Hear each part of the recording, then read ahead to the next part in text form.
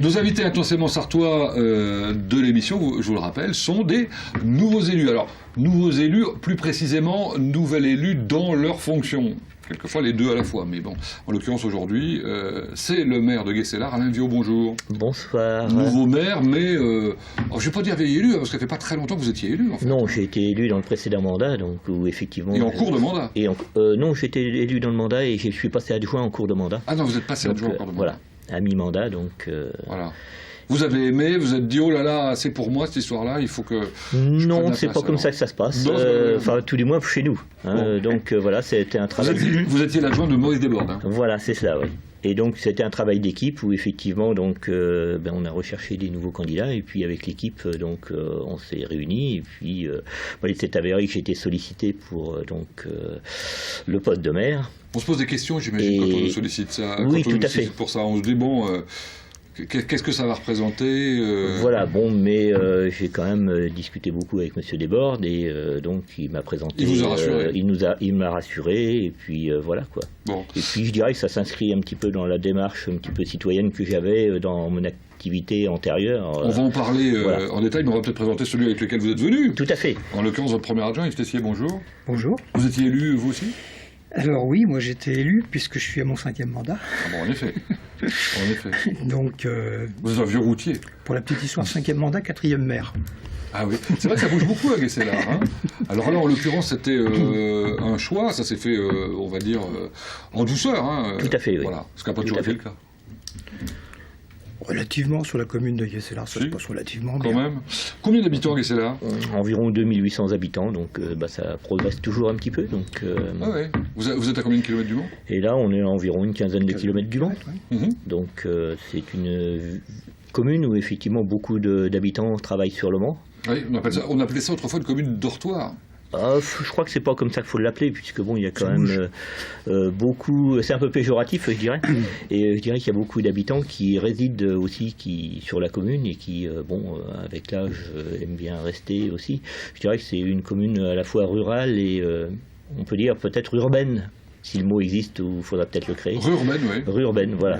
Et on y trouve pas mal d'activités, c'est ce qu'on va découvrir avec vous. Alors, vous nous avez évoqué, il y a un instant, votre passé professionnel, parce que vous êtes en retraite aujourd'hui. Voilà, je suis à la retraite depuis... et oui, bon, je travaille à la SNCF, donc voilà, j'ai pris ma retraite il y a 3 ans, et voilà. Mais j'approche la soixantaine quand même, donc voilà. Et vous étiez déjà engagé dans le mouvement à la fois associatif et syndical. Hein, voilà, c'est ça, oui. Donc et puis donc c'est ce qui a permis aussi effectivement de travailler et puis de la proximité des personnes, des gens. Je crois que c'est important voilà, donc c'est tout ce que j'ai fait durant ma carrière et là donc il y a eu une opportunité et puis je l'ai prise. Comment on constitue une équipe municipale et comment on l'organise ? Alors donc effectivement moi c'est beaucoup des rencontres avec des personnes. Et puis on a essayé donc avec mes collègues, parce que bon, c'est pas une personne qui recrute, c'est l'ensemble des élus. Chez vous ? Oui, enfin voilà comment ça moi je. Endroits, ça, oui. Voilà, chez nous. Vraiment, c'est vraiment une équipe et travailler tous ensemble. Je crois que c'est notre devise actuellement et on continue et j'espère que ça va continuer comme ça pendant les 5 ans et demi qui nous restent à travailler ensemble. Vous vous appuyez sur quelques anciens, vous me permettrez de dire les anciens élus. Vous pouvez le dire. Pas tant que ça en fait. Vous disiez combien ? Sur 23 ? Sur 23, donc 9 élus qui avaient donc déjà eu un précédent mandat et donc les 14 autres. Donc, vous voyez, il y avait 2 adjoints qui repartaient aussi. Donc, combien d'adjoints aujourd'hui ? Aujourd'hui, donc, c'est 5 adjoints et un conseiller délégué. À quoi ?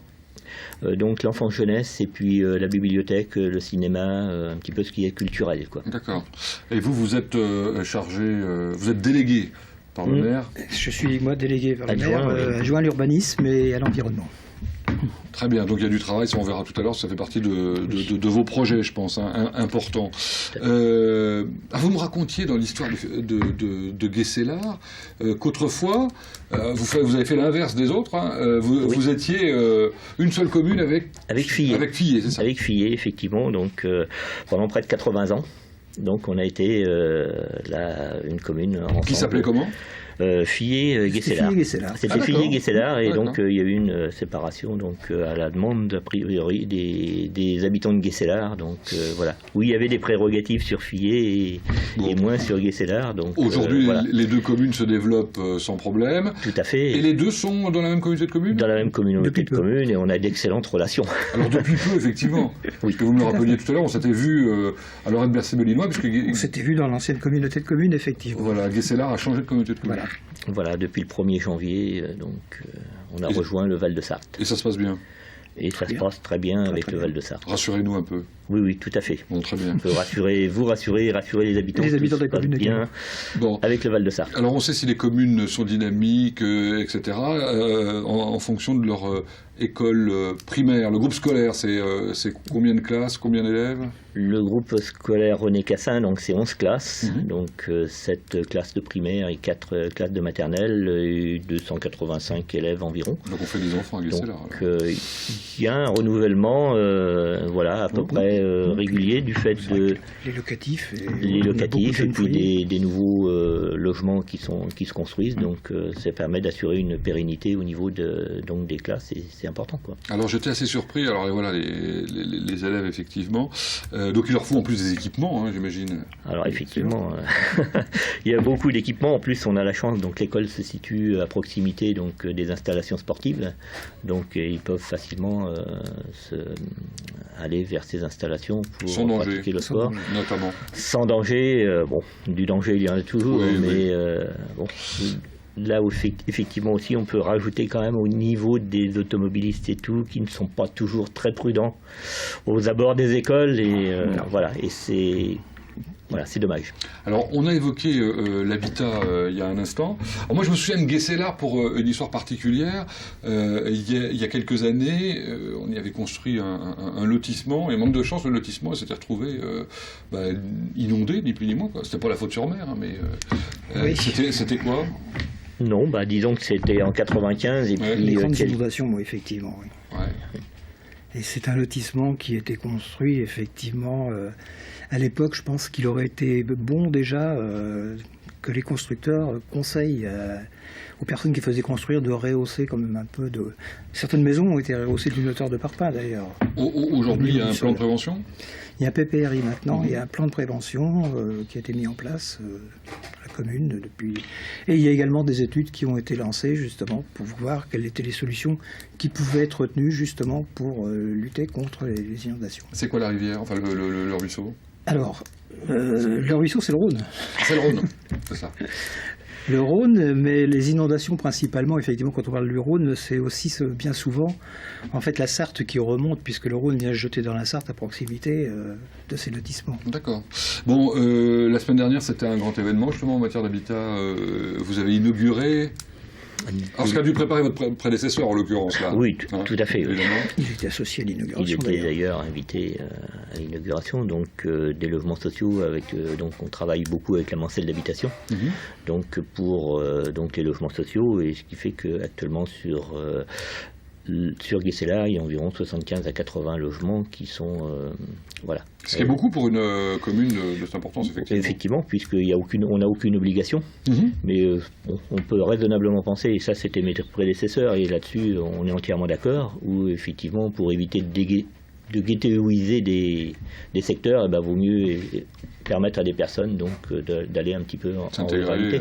Surtout que on a énormément de demandeurs. Les premiers locatifs ont été faits dans le mandat entre 83 et 89. En effet. Après 89, excusez-moi. Et des projets, plusieurs programmes qui sont prévus là. Là, nous avons effectivement un programme qui va voir le jour, le lotissement dit de Beauchêne, où on devrait avoir un peu plus de 50 logements, dont 10% de logements sociaux. C'est la règle qu'on s'est fixée à chaque fois qu'il y avait un nouveau lotissement. En accès à la propriété En accès à la propriété, c'est libre de constructeur. Bon, très bien. Et puis dans un deuxième temps, donc là aussi, on a envie de faire des logements intergénérationnels, environ une dizaine ou une douzaine sur un terrain que l'on a à proximité justement des écoles. Intergénérationnel, ça veut dire ? C'est-à-dire que on pourrait avoir des personnes un peu plus âgées et des jeunes couples voire des jeunes couples avec enfants qui seraient dans le même secteur d'habitat, et donc aussi avec des salles auprès où ils pourraient, disons, se réunir et puis essayer de former quelque chose d'intéressant. Alors, je parlais il y a un instant d'accession à la propriété, mais est-ce que c'est accessible, les prix des terrains à Guescélard? Ouais. Oui, c'est assez accessible. La preuve, c'est qu'il y a énormément de demandes. La proximité du Manjou, là, je ne saurais même pas dire le chiffre exact actuellement au prix du mètre carré. Bon, enfin, on ne vous a pas dit que vous étiez des voleurs, enfin, ou que les Guescélardais étaient des voleurs. On dit Guescélardais, d'ailleurs? Les Guescélardais, oui. Bon, très bien. Bon, en tout cas, une chose est certaine, c'est que vous avez des commerces, et puis alors beaucoup d'artisans. Voilà. Oui, nous avons beaucoup d'artisans, nous avons des commerces aussi, et on aimerait bien effectivement qu'ils se dynamisent un peu, certains commerces, notamment sur la place de la mairie, où nous avons eu quelques soucis. Là, nous attendons un nouveau gérant, je pense qu'il va nous redynamiser cette petite supérette, qui est quand même le moteur de la place, et ça serait quand même... Les commerces de bouche, c'est essentiel, évidemment. C'est essentiel dans une commune comme la nôtre, quoi. Bon, vous aimeriez un marché aussi, hein, vous n'avez plus de marché. Après plusieurs tentatives, X tentatives, je m'étais même à une époque rapproché de la chambre de commerce. Le problème, c'est que les commerçants vont venir sur un marché, ils vont venir un dimanche, 2 dimanches, 3 dimanches, et puis ça ne fonctionne pas, ils abandonnent. Mais c'est pas en 3 semaines qu'on peut... Qu'on fidélise, c'est un peu compliqué, oui, c'est un évidemment. peu juste. Bon, nous, on vous connaît bien, enfin, on connaît bien Guescélard pour au moins l'une de ces associations, qui est évidemment le comité des fêtes. C'est impressionnant. Le dynamisme du comité des fêtes, on peut le dire. Ah bah oui, tout à fait. Donc le comité des fêtes, c'est une des associations, disons, qui organise plein de choses sur la commune. Bon, dont certaines ont un impact départemental, voire au-delà, puisque la foire aux chiens draine des éleveurs de tout l'Ouest. Donc ça, effectivement, c'est une association donc, qui... Le rand-omelette, la bric-à-broc, c'est pas mal tout ça quand même. Non. C'est quand même important pour une commune d'avoir une association comme celle-là. Ah, tout à fait, oui. Bon, alors évidemment, vous dites qu'il y en a d'autres. Bah voilà, disons que il y a un ensemble d'associations qui sont, bon, le foot, si on prend l'exemple du foot, donc qui évolue quand même en DH, le basket qui évolue donc, au niveau, le basket qui évolue donc là aussi au niveau départemental à un bon niveau, et donc et notamment pour ces 2 clubs au niveau féminine. Je crois qu'on est la commune où il y a certainement par rapport à la population, bien sûr, le plus de féminines qui sont adhérentes dans les clubs, quoi. Enfin, une chose est certaine, c'est que vous avez quasiment un tiers de votre population, enfin l'équivalent d'un tiers de votre population dans les associations. Voilà, c'est ça. On a environ sur la commune donc 1200 adhérents dans l'ensemble des associations, donc ce qui est beaucoup, dont 75% qui sont Guescélardais, quoi. Bon. Et ça, c'est voilà. Bon, et puis chaque association, disons, a sa particularité, et ils œuvrent chacun de leur côté. Bon, il y en a qui sont plus visibles que d'autres, mais effectivement, c'est le tissu associatif qui permet de dynamiser un petit peu la commune. Bon. Je voudrais rajouter par rapport à ce que vient de dire Monsieur le maire, qu'elles œuvrent chacune de leur côté, mais que lors d'une épreuve bien particulière, le Guesséton, toutes les associations sont présentes. Pour travailler ensemble. Pour travailler ensemble. Pour une même cause, quoi. Voilà. Ouais, c'est bien. Tous les ans, on les retrouve, ils sont fidèles, ils sont toujours là. Avant de se quitter, parlons un peu d'avenir. Donc vous allez marquer de votre patte, en quelque sorte, ce mandat. C'est quoi les orientations? Alors effectivement, donc, on a plein d'idées.